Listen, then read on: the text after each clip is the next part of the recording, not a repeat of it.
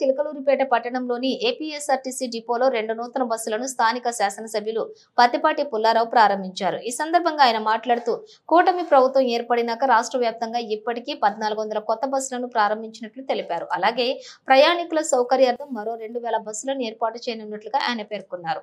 అన్ని సౌకర్యాలతో కూడిన కొత్త బస్సులను చిలకలూరిపేట డిపో నుండి ఒక బస్సును హైదరాబాద్ కు, మరో బస్సును చిలకలూరిపేట నుండి విజయవాడకు ఏర్పాటు చేసినట్లు ఆయన పేర్కొన్నారు. గత ప్రభుత్వం వ్యవస్థలను చిన్న భిన్నం చేసిందని ఆయన తెలిపారు.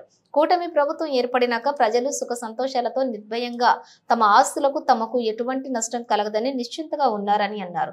చంద్రబాబు నాయుడు 6 నెలల్లోనే వ్యవస్థలను ఒక గాడిలోకి తెచ్చారని ఆయన తెలిపారు. 10 కాలాల పాటు చంద్రబాబు నాయుడు ప్రభుత్వం కొనసాగాలని రాష్ట్ర ప్రజలు కోరుకుంటున్నట్లుగా ఆయన వివరించారు.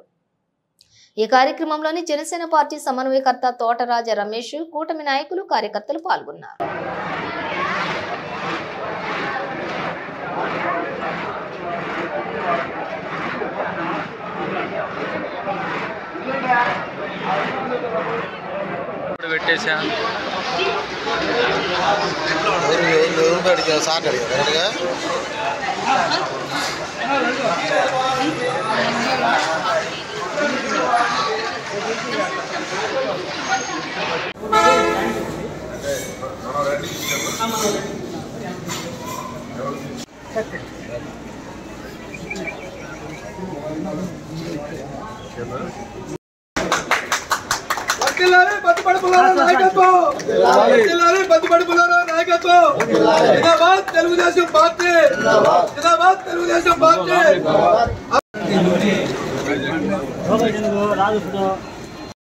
లగ్జరీ ఓకే సామాన్యుడికి మధ్యతరగతి అందరికి ఇది 5:50 నిమిషాలు బయలుదేరి సార్.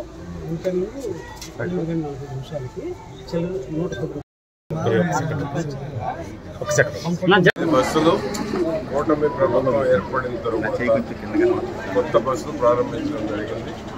రాష్ట్ర వ్యాప్తంగా 1400 బస్సులు అన్ని డిపోల నుంచి ఇప్పటికి ప్రారంభించడం, మరొక 2000 బస్సులు కొత్తవి కూడా ఆర్డర్ పెట్టడం కూడా జరుగుతుందని కన్సర్న్ మినిస్టర్ కానీ కూటమి ప్రభుత్వం ముఖ్యమంత్రి చంద్రబాబు నాయుడు గారు స్పష్టం చేయడం జరుగుతుంది.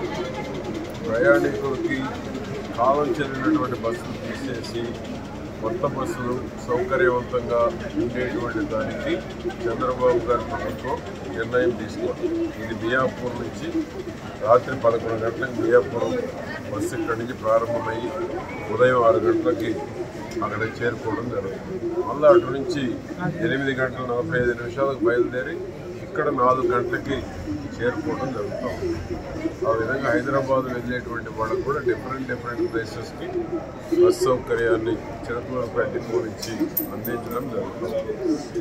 2 విజయవాడ ఎక్స్ప్రెస్ 5:58 ఉదయం ప్రారంభమై నెంబర్ ఆఫ్ ట్రిప్స్ ఎక్స్ప్రెస్ ఇది జరుగుతూ ఉందన్నమాట. విజయవాడ ఎక్స్ప్రెస్ సాయంత్రం 7:45 అన్ని ట్రిప్పులు కళామందిర్ సెంటర్ మీదుగా వెళ్ళేటువంటి దానికి ఏర్పాటు చేయడం జరుగుతుంది. కాబట్టి ఎక్కడ ట్రాఫిక్ ఉన్నా, గ్రామాలకు ఎక్కడ ట్రాఫిక్ ఉన్నా బస్ సౌకర్యం కల్పించడం జరుగుతుంది. గత ప్రభుత్వం వ్యవస్థను నిర్వీర్యం చేసిన ఆర్టీసీ వ్యవస్థ ఈ ప్రభుత్వం వచ్చిన తరువాత ప్రయాణికుల సౌకర్యార్థం, ప్రయాణికులకి అసౌకర్యం కలగకుండా ఉండేటువంటి దానికి కొత్త బస్సులు అందుబాటులోకి తీసుకురావడం జరుగుతుంది. కూటమి ప్రభుత్వంలో రాష్ట్ర ప్రజలు సంతోషంగా ఉండేటువంటి దానికి ఆర్టీసీయే కాదు, అన్ని రకాలుగా ఈరోజు ఇది మంచి ప్రభుత్వం, ప్రతి నోటా వినాలనేటువంటి దానికోసం చంద్రబాబు గారు, పవన్ కళ్యాణ్ గారు, కేంద్రంలో మోడీ గారు, కూటమి ప్రభుత్వం కష్టపడి పనిచేయడం జరుగుతూ ఉంది.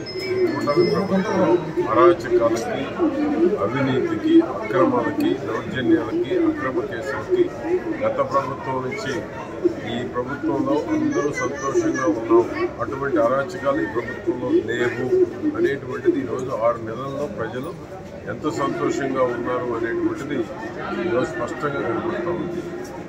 భయంతో బతికారు గత ప్రభుత్వంలో. ఈరోజు అటువంటి భయాలన్నీ పోయి మా జోలికి ఎవరో రారు, మా ఆస్తులు మాకు ఉంటాయి, మాకు రక్షణ ఉంది ప్రభుత్వంలో, ఈ ప్రభుత్వం ద్వారా అన్ని రకాల ఫెసిలిటీస్ మాకు అందుబాటులో ఉన్నాయనేటువంటి ఒక నమ్మకాన్ని 6 నెలల్లో గాడి తప్పిన పనుల్ని గాడిలో పెట్టినటువంటి ఘనత చంద్రబాబు నాయుడు గారిది. ఆయన అనుభవం ఈరోజు రాష్ట్ర ప్రజలు అర్థం చేస్తున్నారు.